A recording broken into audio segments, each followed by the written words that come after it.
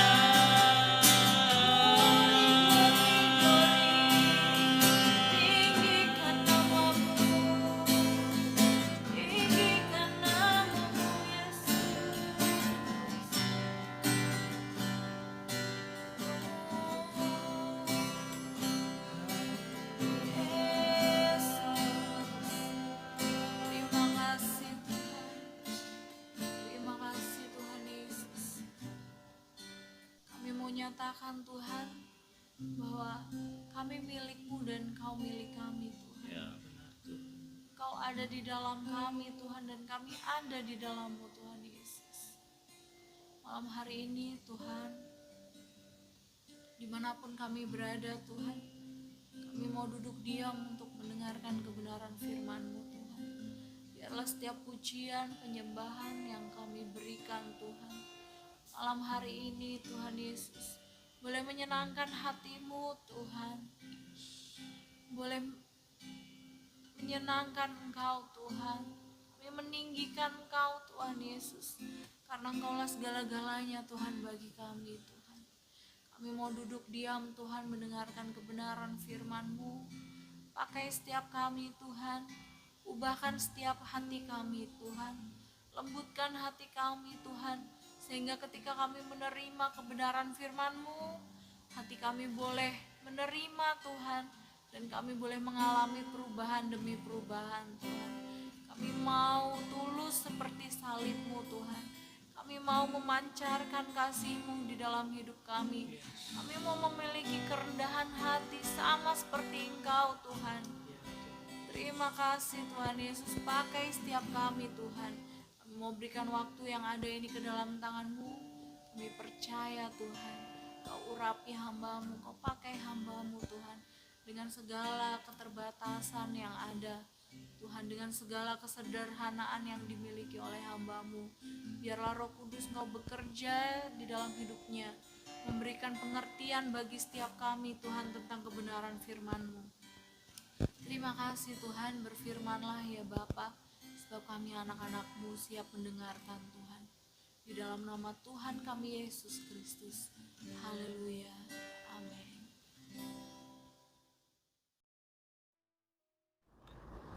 Shalom dan selamat malam Bapak Ibu yang terkasih di dalam nama Tuhan Yesus Kristus. Apa kabarnya pada malam hari ini Bapak Ibu semua? Saya percaya kita semua ada dalam keadaan yang luar biasa. Amin. Ya, jadi pada bulan ini kita berbicara tentang practicing humility atau mempraktekkan kerendahan hati. Dan memang ini adalah suatu tema yang luar biasa karena ini adalah sangat dekat dengan kehidupan kita sehari-hari.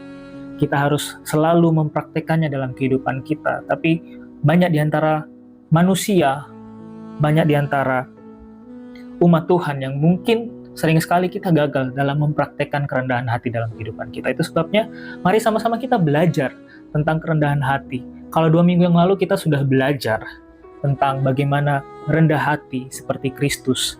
Kristus sebagai teladan kerendahan hatian itu sendiri. Hari ini kita akan belajar tentang mengenakan kerendahan hati atau clothed with humility. Ayatnya terambil dalam Kolose 3 ayat 12 yang berkata demikian. Karena itu sebagai orang-orang pilihan Allah yang dikuduskan dan dikasihinya, kenakanlah belas kasihan, kemurahan, kerendahan hati, kelemah lembutan, dan kesabaran. Sekali lagi saya bacakan. Karena itu sebagai orang-orang pilihan Allah yang dikuduskan dan dikasihinya, kenakanlah belas kasihan, kemurahan, kerendahan hati, kelemah lembutan, dan kesabaran. Berbicara tentang mengenakan kerendahan hati, menggambarkan kerendahan hati ini sendiri sebagai kira-kira sebagai pakaian ya, gitu ya. Nah, jadi artinya gini, kerendahan hati itu sama seperti pakaian. Kayak kita kemana-mana dalam kehidupan kita sehari-hari, kita pasti selalu memakai pakaian kita ya. Kita mau keluar, kita mau pergi ke pasar mungkin, atau kita mau pergi ke gereja, kita mau pergi untuk bekerja. Kita pasti akan mengenakan pakaian. Bahkan di dalam rumah pun kita akan mengenakan pakaian. Jadi pakaian itu sama seperti pakaian adalah kebutuhan pokok atau keperluan utama dari manusia. Kerendahan hati merupakan suatu keperluan utama dalam manusia rohaninya kita. Ya, kerendahan hati harus menjadi bagian dari kehidupan kita sehari-hari dan terlihat dalam tindakan kita, dalam ucapan kita, dalam perkataan kita, dan juga sikap kita. Ya, kalau pakaian jasmani kita seperti ini, itu melindungi kita dari banyak hal, melindungi kita dari sinar UVA, UVB, dan lain sebagainya ya. Dan saya percaya gini, bahwa kerendahan hati melindungi kita dari kesombongan dan egoisme. Nah, kita perlu belajar lagi, kenapa sih sebenarnya kita perlu memakai kerendahan hati dalam kehidupan kita, memakai kerendahan hati dalam kehidupan kita. Ada beberapa alasan-alasan tertentu yang perlu kita pahami. Yang pertama, pakaian seseorang seringkali mencerminkan identitas atau profesi seseorang. Ya, kayak misalnya kita jalan gitu ya, kita jalan dan tiba-tiba ada orang berseragam biru tua. Ya, kita sudah tahu bahwa itu adalah polis Malaysia, dan kita tahu bahwa mereka punya authority untuk menghentikan kita, untuk menanyakan siapa kita dan keberadaan kita, identitas kita. Mereka punya hak. Kalau kita mungkin ke rumah sakit, kita pergi ke hospital, kita tahu biasanya dokter itu memakai pakaian putih dan mereka berwibawa sekali ya ketika mereka memakai pakaian ini. Nah, dan itu semua sudah mencerminkan bahwa mereka itu profesinya mereka. Dan kalau misalnya contoh saja kita pergi ke mahkamah, dan kita akan melihat ada seseorang menggunakan jubah hitam, dan itu adalah judge atau hakim, dan dia punya authority untuk menyatakan salah atau benar sesuatu. Nah, sama seperti itu juga kerendahan hati yang kita pakai. Ketika kita memakai pakaian kerendahan hati itu sendiri, itu mencerminkan siapa kita. Siapa kita? Yaitu kita adalah warga kerajaan Allah. Kita adalah warga kerajaan Kristus. Ketika kita mengenakan kerendahan hati ini sendiri, kerendahan hati, orang lain bisa melihat bahwa kita berbeda dari orang-orang dunia. Orang-orang bisa melihat bahwa kita mencerminkan siapa raja kita. Ya, jadi sekali lagi pakaian seseorang seringkali mencerminkan identitas atau profesinya.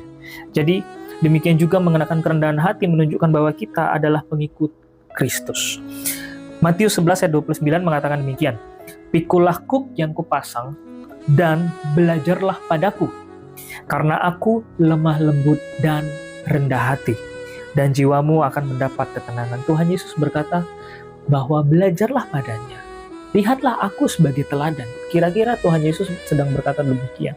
Belajarlah padaku, teladanilah aku. Lihat, inilah hidupku, belajarlah sama aku karena aku ini lemah lembut dan aku ini rendah hati. Ya, Allah sendiri menghargai kerendahan hati dan menentang kesombongan. Tuhan tidak suka dengan orang yang sombong. Dengan rendah hati kita menerima kasih karunia Allah yang melimpah. Kerendahan hati itu sangat berlawanan dengan kesombongan. Ya, yang seringkali menjadi penghalang hubungan kita dengan Allah dan sesama itu adalah apa? Karena kalau kita sombong. Kalau kita sombong, kita tinggi hati, itu adalah hal yang tidak sesuai dengan firman Tuhan. 1 Petrus 5 ayat 5 mengatakan demikian, rendahkanlah dirimu seorang terhadap yang lain, sebab Allah menentang orang yang congkak, tetapi mengasihani orang yang rendah hati. Kesombongan menjauhkan kita dari Allah, karena kita sedang tidak melakukan firman Tuhan ketika kita sombong. Kesombongan bukan hanya sekedar kesombongan secara jasmani, tapi juga kesombongan rohani sering sekali terjadi kepada orang-orang percaya. Ya, nah, mengenakan kerendahan hati itu harus diterapkan dalam setiap aspek kehidupan kita, ya, sebagai pengikut Kristus. Berikut adalah beberapa konteks yang kita bisa belajar dari situ, ya. Saya bilang ini adalah beberapa konteksnya, bukan berarti ini adalah semuanya. Ya, saya hanya akan menyampaikan beberapa hal karena kalau saya sampaikan semuanya mungkin tidak akan cukup waktunya, ya saudara-saudara sekalian. Jadi yang pertama kita mau belajar bahwa gini, di mana tempatnya kita mengenakan kerendahan hati? Nah, yang pertama adalah dalam kehidupan komunitas kita. Nah, komunitas ini bisa banyak. Keluarga, itu juga adalah komunitas yang kecil. Gereja, komunitas yang lebih besar lagi. Di tempat kerja kita, komunitas yang besar. Di tempat kita kuliah, tempat kita belajar hari ini, itu juga adalah komunitas kita. Di tempat-tempat seperti inilah kita perlu mengenakan kerendahan hati. Ya, kerendahan hati memelihara persatuan dan menghindari yang namanya perselisihan. Ya, perselisihan antara satu orang dengan orang-orang yang lainnya. Kita dipanggil untuk hidup saling melayani dan menghormati. Dan penting sekali kita mengenakan kerendahan hati, karena apa? Karena itu semua akan membangun lingkungan yang harmonis dan penuh kasih. Efesus 4 ayat 29 berkata demikian, hendaklah perkataanmu selalu penuh kasih, janganlah yang jahat keluar dari mulutmu, tetapi yang baik untuk membangun sesuai dengan kebutuhan supaya mereka yang mendengarnya beroleh kasih karunia. Jadi kita diingatkan untuk memakai kata-kata yang membangun. Ingat sekali lagi tadi dikatakan bahwa kerendahan hati itu haruslah terpancar dari perbuatan kita, dari perkataan kita, dari sikap kita. Karena dari mana orang bisa melihat kita rendah hati? Kalau ternyata perkataan kita adalah perkataan-perkataan yang sombong, yang suka merendahkan orang lain. Perhatikan baik-baik bagaimana cara kita mengucapkan sesuatu, bagaimana cara kita bertindak, bagaimana sikap kita terhadap orang lain. Karena dari situ semua terpancar apakah kita orang yang rendah hati atau tidak. Ya, saudara-saudara sekalian. Nah, dalam komunitas jemaat sendiri, dalam gereja sendiri, kita harus saling menghargai. kita harus yang namanya menghindari gosip. Wah, ini nih, kita banyak sekali, kita sering ngomongin tentang orang lain, kita berbicara tentang orang lain di belakang mereka. Itu gossiping ya. Nah, kalau kita memang kalau kita sedang mau menegur orang lainnya, langsung ngomong aja di depannya. Kenapa harus kita ngomongin orang di belakangnya? Ya, jadi berhati-hatilah. Mungkin kalau kita masih sering melakukannya, berhenti melakukannya sekarang. Saya tidak mengatakan bahwa saya sudah benar-benar bersih daripada itu semua. Tapi mari sama-sama kita belajar bersama untuk kita tidak banyak ngomongin orang lain di belakang orang lain ya. Dan tadi saling menghargai, menghindari gosip, dan juga menggunakan kata-kata yang memotivasi dan menguatkan satu sama lain, bukan kata-kata yang merendahkan atau menjatuhkan orang lain. Ya, membangun kebersamaan yang penuh kasih dalam komunitas kita. Nah, menghormati pemimpin rohani dan juga sesama anggota jemaat yang lain juga. Bersedia membantu orang lain dalam kerendahan hati. Jadi yang pertama adalah dalam lingkungan kita, lingkungan tempat tinggal kita, lingkungan bergereja kita, lingkungan tempat kita bekerja, lingkungan tempat kita belajar. Di lingkungan-lingkungan inilah di mana kita harus mengenakan kerendahan hati, mempraktekkan kerendahan hati itu. Ya. Nah, selain daripada lingkungan tempat kita beraktivitas sehari-hari, di mana lagi kira-kira kita perlu mengenakan kerendahan hati? Kita juga perlu mengenakan kerendahan hati ketika kita sedang lagi ada di bawah. Ya, ketika kita sedang di bawah itu artinya apa? Ketika kita sedang menanggung beban hidup dan penderitaan. Kerendahan hati membantu kita menerima penderitaan dengan sikap berserah kepada Tuhan. Kita berserah kepada Tuhan, kita percaya bahwa Dia mengizinkan segala sesuatu terjadi dalam kehidupan kita. Itu semua untuk kebaikan kita. Tuhan berdaulat atas kehidupan kita. 1 Petrus 5 ayat 6 dan 7 berkata demikian, rendahkanlah dirimu di bawah tangan Tuhan yang kuat, supaya kamu ditinggikannya pada waktunya. Serahkanlah segala kekhawatiranmu kepadanya sebab Ia yang memelihara kamu. Jadi kita diajarkan untuk merendahkan hati di bawah tangan Tuhan yang kuat. Sikap rendah hati membantu kita untuk tetap tegar dan penuh pengharapan kepada Tuhan.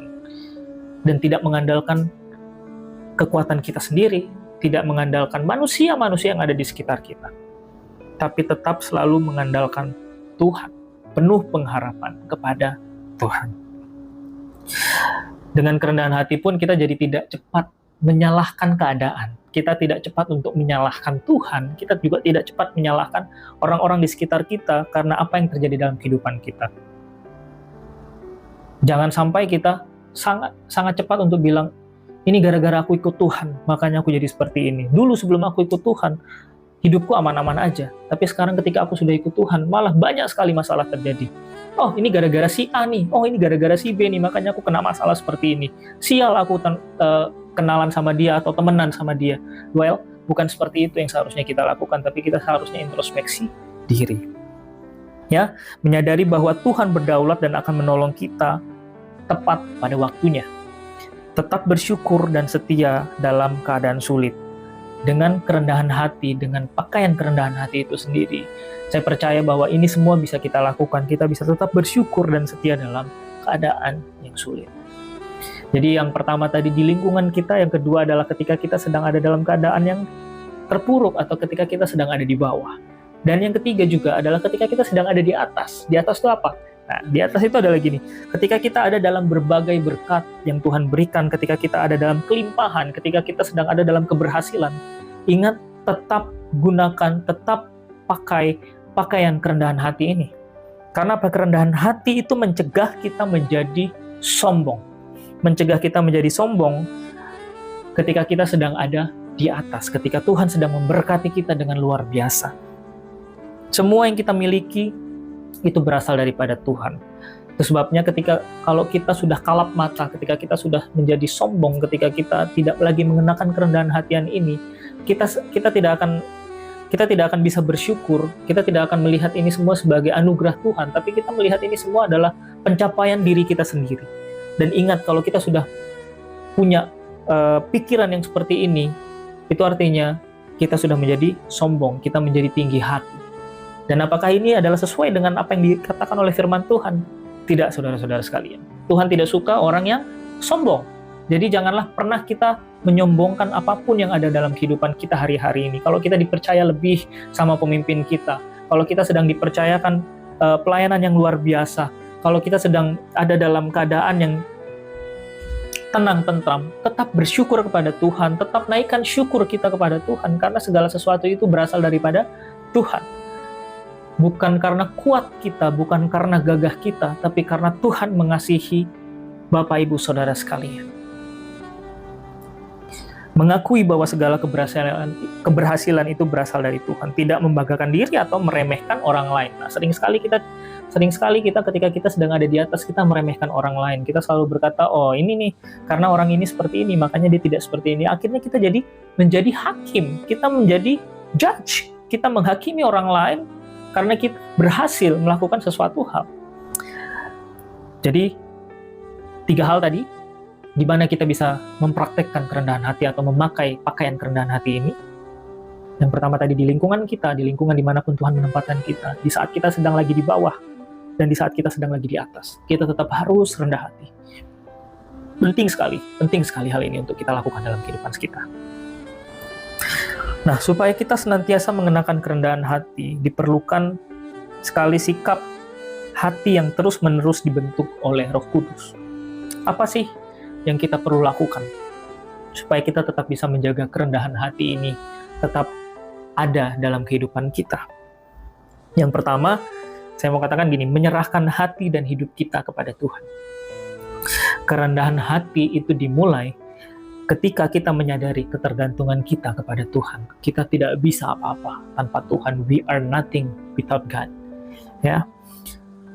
Kita menyadari bahwa segala yang kita miliki itu adalah anugerah Tuhan atas kehidupan kita, karena berkat Tuhan dalam kehidupan kita. Yakobus 4 ayat 10 mengatakan demikian, rendahkanlah dirimu di hadapan Tuhan, dan Ia akan meninggikan engkau. Ia akan meninggikan kamu.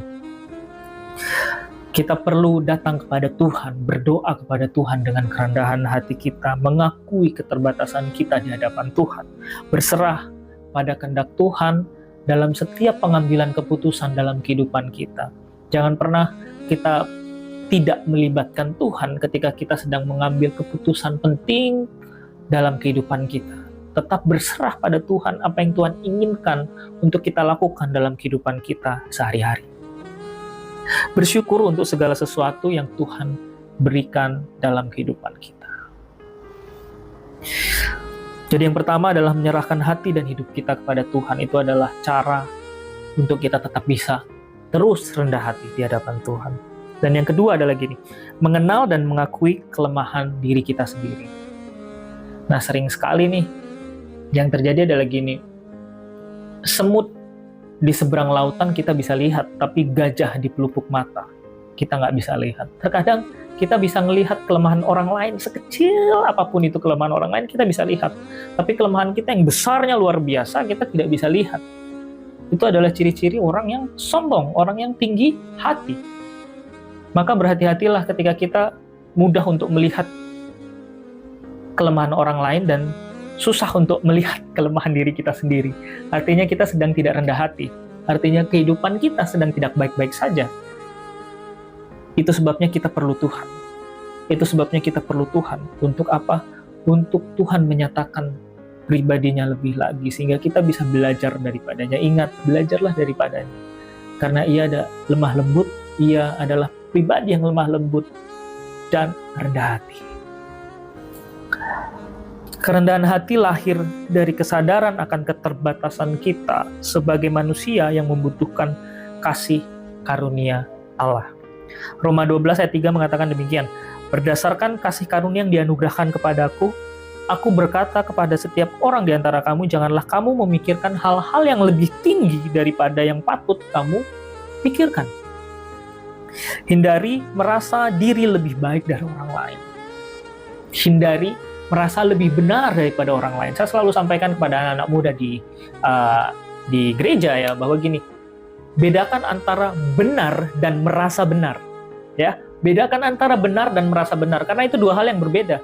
Kamu benar dengan merasa benar, itu dua hal yang berbeda. Jangan sampai kita hanya merasa benar, tapi kita tidak benar. Ya, jadi hindari merasa lebih baik daripada orang lain. Kita perlu mengevaluasi diri kita di hadapan Tuhan, jujur di hadapan Tuhan. Siapa sih diri kita? Bagaimana sih kita sebenarnya? Evaluate ourselves in front of our God, Jesus. Ya, evaluasi diri secara jujur di hadapan Tuhan dan mohon kekuatannya untuk kita bisa berubah. Karena sia-sia kita mencoba berubah dengan kekuatan diri kita sendiri. Tidak akan ada hasilnya. Kita perlu Tuhan untuk kita bisa merubah. Kalau dulunya kita sombong, dulunya kita tinggi hati, kita harus berubah dengan kekuatan Tuhan untuk menjadi lebih rendah hati dari hari ke hari, dari hari ke hari, dari hari ke hari. Bersikap rendah hati saat kita dikoreksi, saat kita ditegur, saat kita diajar. Rendah hatilah dan terima itu semua. Karena apa? Saya percaya gini, ketika kita benar di hadapan Tuhan, Tuhan akan bela kita. Tapi kalau kita tidak benar di hadapan Tuhan, kita juga harus siap untuk kita dikoreksi, untuk kita diajar, supaya kita menjadi lebih baik lagi. Adil dong, it's fair, oke? Itu adil. Adil karena apa? Ketika kita benar, kita dibela. Tapi ketika kita tidak benar, ya kita harus siap terima bahwa kita harus berubah, supaya kita menjadi benar.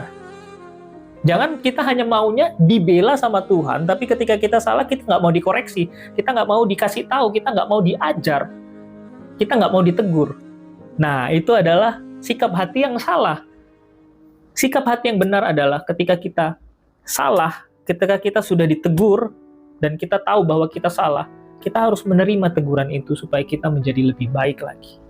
Supaya kita menjadi semakin hari semakin serupa dengan gambaran Kristus. Ya, rendah hati berarti kita menghormati orang lain. Kita mendahulukan kepentingan mereka dibandingkan kepentingan pribadi kita. Kita menghargai pendapat, ide, dan kontribusi orang lain juga. Ya, jangan merasa lebih superior atau lebih penting daripada orang lain. Enggak, tidak. Karena ingat, pada akhirnya Tuhan Yesus pernah berkata demikian di Matius 7 ayat 12. Segala sesuatu yang kamu kehendaki supaya orang perbuat kepadamu, perbuatlah demikian juga kepada mereka. Ya, yang artinya gini, bahwa kalau kita rendah hati kepada orang lain juga pasti akan rendah hati kepada kita. Ketika kita baik kepada orang lain akan baik kepada kita. Nah, tapi itu juga berlaku dengan keadaan-keadaan yang buruk. Misalnya, ketika kita jahat kepada orang lain, kita juga harus siap orang lain akan jahat kepada kita. Kalau kita suka gossiping orang lain, kita juga harus siap orang lain gossiping kita juga. Kalau kita suka ngomongin orang lain, kita suka bercakap-cakap tentang orang lain di belakang kita, kita juga harus siap orang lain bercakap-cakap tentang kita di belakang kita. Ya, jadi perhatikan baik-baik bahwa gini, segala sesuatu yang kamu kehendaki supaya orang lain perbuat kepadamu, perbuatlah demikian juga. Artinya, apapun yang kamu sekarang perbuat kepada orang lain, ya kamu harus siap orang lain memperlakukan kamu dengan hal yang sama. Jadi berhati-hati ketika kita sombong kepada orang lain, ya siap-siap bahwa kita juga akan direndahkan oleh orang lain. Karena kita sombong, kita tinggi hati, kita merendahkan orang lain. Ya, Bapak Ibu Saudara sekalian, ingat, ini semua bukan firman novelty, firman brother novelty, firman pastor novelty, bukan. Ini firman Tuhan. Semuanya diperkatakan dalam firman Tuhan, dalam Alkitab, Bible yang kita baca setiap harinya. Ini semua adalah firman Tuhan. Jadi kalau Bapak Ibu Saudara sekalian bilang, ini brother novelty, nggak benar ini. Well, silahkan. Karena apa? Karena ini semua tertulis dalam firman Tuhan. Saya percaya bahwa ketika kita melakukan firman Tuhan dengan sepenuh hati kita, Tuhan akan melihat setiap perbuatan kita dan Tuhan tidak pernah berhutang. Tuhan pasti akan membalaskan segala sesuatu yang kita sudah lakukan untuk Dia. Amin, Bapak Ibu Saudara sekalian.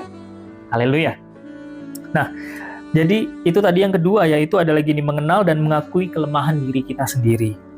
Nah, yang ketiga yang kita perlu belajar adalah gini, menghindari membandingkan diri kita dengan orang lain. Nah, di sini nih sering sekali kita melihat bahwa kita sering membandingkan diri kita dengan orang lain. Dan ingat, itu adalah akar dari kesombongan. Ketika kita membandingkan diri kita dengan orang lain, itu adalah inti mulanya kesombongan itu lahir. Bahwa kita merasa bahwa diri kita, hidup kita lebih baik daripada hidup si A.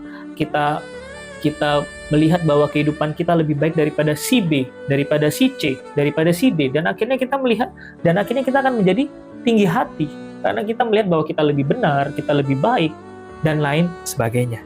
Jadi hindari perbandingan diri dengan orang lain. Kerendahan hati haruslah dapat membantu kita fokus pada apa yang Tuhan inginkan dari hidup kita, ya. Galatia 6 ayat 4 berkata, "Baiklah tiap-tiap orang menguji pekerjaannya sendiri, maka ia boleh bermegah melihat keadaannya sendiri dan bukan melihat keadaan orang lain."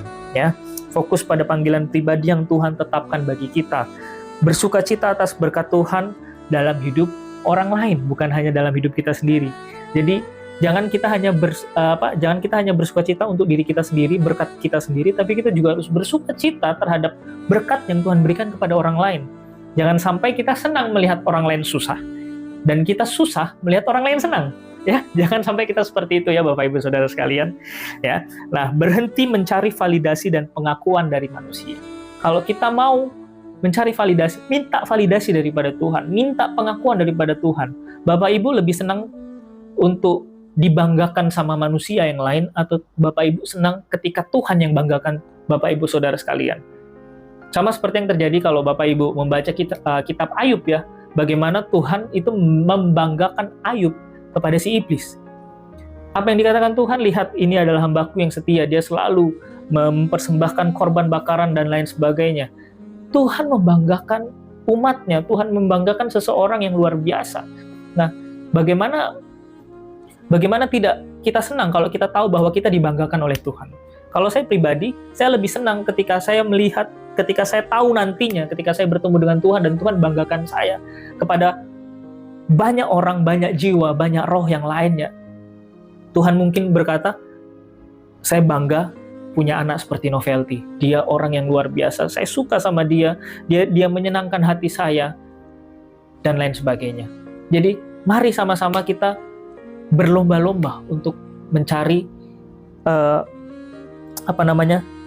untuk kita mencari validasi daripada Tuhan, bukan validasi daripada manusia. Mari berlomba-lomba untuk menjadi kebanggaannya Tuhan. Ya. Jadi dengan melakukan hal-hal ini, kita akan semakin serupa dengan Kristus yang adalah rendah hati dan penuh kasih. Roh Kudus akan memampukan kita untuk senantiasa mengenakan kerendahan hati dalam segala situasi hidup kita. Clothed with humility.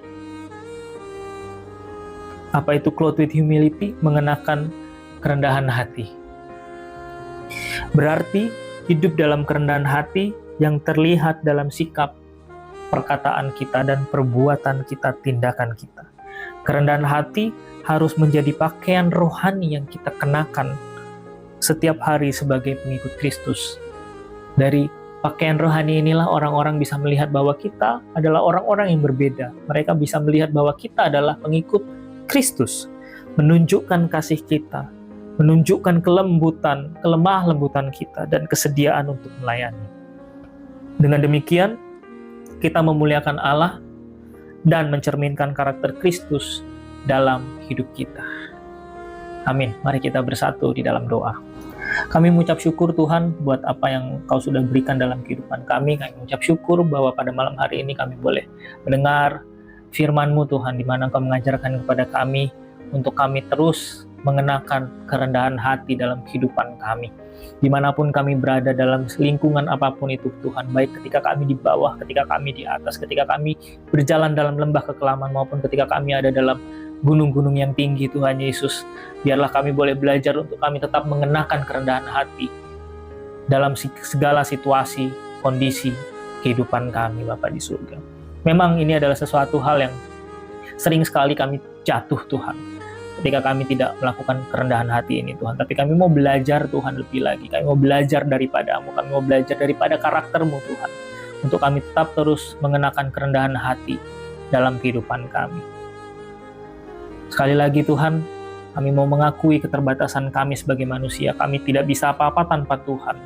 Itu sebabnya kami perlu kuasa-Mu Tuhan dalam kehidupan kami. Kami perlu Tuhan. Kami perlu Roh Kudus untuk tetap terus menguasai hati dan pikiran kami, sehingga kami betul-betul bisa mempraktekkan kerendahan hati dalam setiap situasi kondisi kehidupan kami. Kami berdoa Tuhan untuk sepanjang minggu ini, biarlah dalam segala sesuatu yang kami lakukan, Tuhan beserta dengan kami, Tuhan ada, Tuhan mengingatkan kami Tuhan untuk kami tidak menjadi sombong, Tuhan tetap terus berjaga-jaga, supaya segala sesuatu yang kami lakukan itu menyenangkan hati-Mu Tuhan. Dalam pekerjaan kami, dalam kuliah kami, dalam kehidupan rumah tangga kami, Engkau ada bersama-sama dengan kami. Engkau menyertai kami Tuhan, dan biarlah apapun yang kami lakukan dengan kedua tangan kami, Tuhanlah yang membuatnya berhasil. Ini seru doa kami Tuhan pada malam hari ini. Di dalam nama Tuhan Yesus Kristus kami berdoa dan mengucap syukur. Haleluya. Amin.